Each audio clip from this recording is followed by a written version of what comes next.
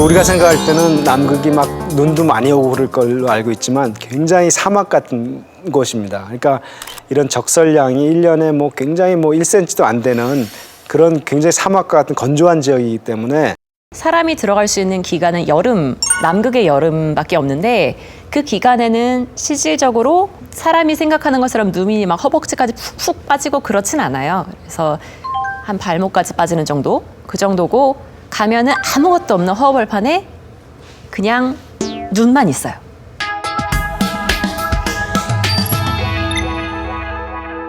우리 세종과학기지는 1988년도에 이제 만들어졌을 때 비교적 접근이 쉬운 곳이었어요. 남극 큰 대륙의 남극 반도의 끝쪽에 있는 그때만 해도 그 남극을 진출을 하는데 전초기지로 세종기지를 썼었죠. 그래서 2014년 작년에 장보고기지를 이제 저희가 건설을 해서 만들어서 그때 이제 진정한 남극 대륙 연구를 저희가 이제 시작하기 위해서 두 번째 또 대륙 기지를 만들게 된 겁니다. 기자님은 남극에 어떻게 다녔어요? 저는 남극에 뉴질랜드까지 비행기를 타고 간 다음에 뉴질랜드에서 장보고기지까지 배를 타고 들어갔어요. 그래서 걸린 기간은 한 일주일 좀 넘었던 것 같아요. 그래서 뉴질랜드까지는 비행기로 12시간, 그다음에 뉴질랜드부터 장보고기지까지가 배로 한 6일 정도 걸리는 것 같아요. 힘드셨겠는데요? 멀미가 정말 심해요. 그 남극 주변에 도는 해류가 있는데 그 남이 60도 부근까지가 그 해류가 굉장히 세게 도는 부분이어서 파도가 굉장히 심하고요. 그렇기 때문에 저희 쪽으로 올 때도 멀미에서 괜찮은 사람만 보내라 라고 이제 오더가 올 정도였고 저 같은 경우도 멀미약 달고 살았고요.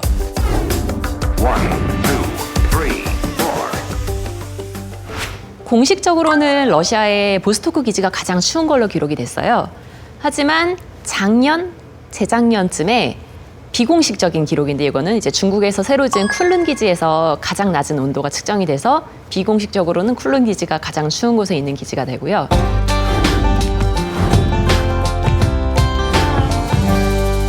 장보고기지 바로 근처에 미국의 맥머도 기지라는 기지가 있어요. 그 맥머도 기지는 남극에서 가장 큰 기지예요. 얼마나 크냐면은 거기에는 여름에는 연구원들까지 합쳐서 한 2,000명 정도가 다 이제 왔다가 겨울에는 200명 정도가 상주를 하는데 그 안에서 어떤 경제가 돼 있어서 실제로 기념품도 팔고 스톡스 있다는 얘기가 있고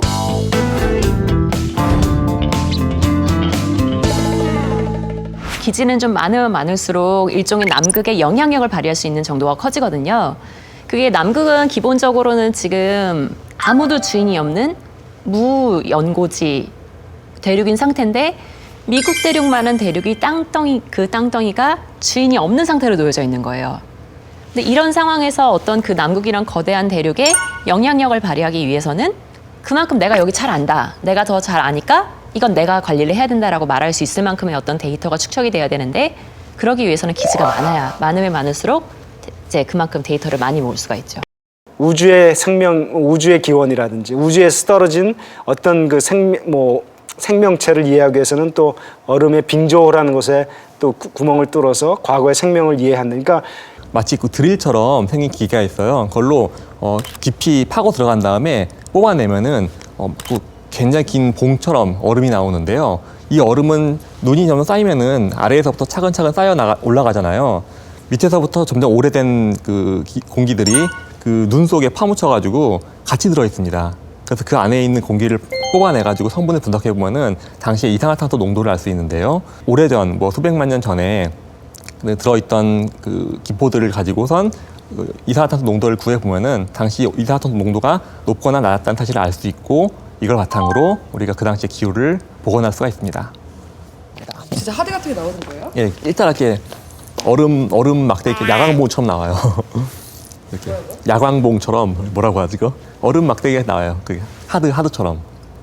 먹어보고 싶겠네요. 실제로 그걸 해서 비공식적으로 먹기도 한다는데 정말인지는 모르겠어요. 그 옛날 기후를 알아서 뭐예요? 그 옛날 기후를 그때만 딱 아는 건 아니고요. 옛날 기후를 알고 예를 들어서 100만 년 전을 알고 200만 년 전을 알고 300만 년 전을 알면은 우리가 그 온도가 어떻게 변하는지를 그래프를 그려볼 수 있죠. 그럼 점점 올라가는지 내려가는지를 알 수가 있어요. 남극에 미생물들이 굉장히 많이 사는데 그 미생물들이 영하 온도에서도 얼질 않아요, 애들이. 왜냐면은 걔네들 자체만의 어떤 특별한 메커니즘, 효소 이런 것들 때문에 사실 사람은 영하 물속에 딱 집어넣으면은 세포가 다 얼어버리잖아요, 수분 때문에. 하지만 걔네들은 안 얼거든요. 혹은 얼어도 멀쩡한 상태로 녹아요.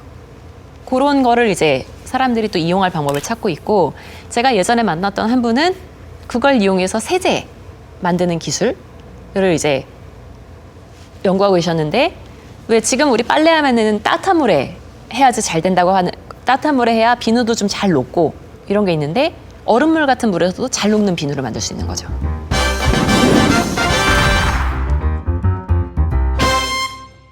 사실 남극 자원은 아직까지 정확하게 밝혀진 건 없어요.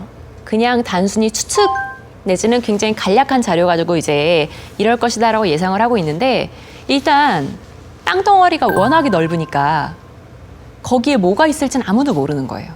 사실 지금 연구를 하시는 분들은 남극에 뭐가 있는지를 찾아다니시는 분들도 굉장히 많아요. 먼저 캐는 사람이 세계의 패권을 준다라고 저는 생각을 할 수 있어요. 왜냐면은 중동이 석유를 가지고 강대국 부국이 됐듯이 이제 그걸 제대로 정제하거나 혹은 환경에 영향이 없는 상태에서 얼마든지 쓸 수 있는 기술을 갖고 있는 나라가 미래의 자원에 힘을 갖게 되겠죠. 빨리 캐면 돈은 많이 되겠죠. 긍정적인 면도 있긴 하지만 또 한편으로서 우리가 또 지구를 바라보는 입장에서 그 특히나 기후변화의 가장 큰 가장 민감한 지역이라고 하는 남극을 다루면서 그 온실가스 문제를 또 외면할 수는 없을 것 같다는 생각이 듭니다. 엄청난 자원이 있기 때문에 그게 개발되는 순간에 지구는 어떻게 또 변할지가 모르거든요. 그러니까 지금보다 더 급격하게 지구가 변화할 것이 뻔하기 때문에 많은 사람들이 그래서 남극만이라도 어떤 전 세계인의 어떤 공원으로서 내셔널 파크로서 그냥 남아있기를 바라고 있고, 거기 계시는 분들은 알고 있어요. 자신들이 어떤 소리를 듣는지 알고 있고, 거기 왜 가냐고 묻는 사람들도 알고 있고. 하지만 그 사람들이 하는 연구는 분명히 언젠간, 당장의 내 대가 아니더라도 먼 훗날 내 자손, 자식에게 어떤 이득이 되는 기술이나 과학을 내놓게 되겠죠. 그런 의미에서 남극은 아직까지 미지지만 앞으로 꿈을 부르는 대륙이 아닐까 생각해요. 우리가 남극을 동경하는 것은 신비로운 오로라 때문도, 끝없이 이어지는 낮과 밤 때문도, 펭귄과 바다 표범 때문도 아니다.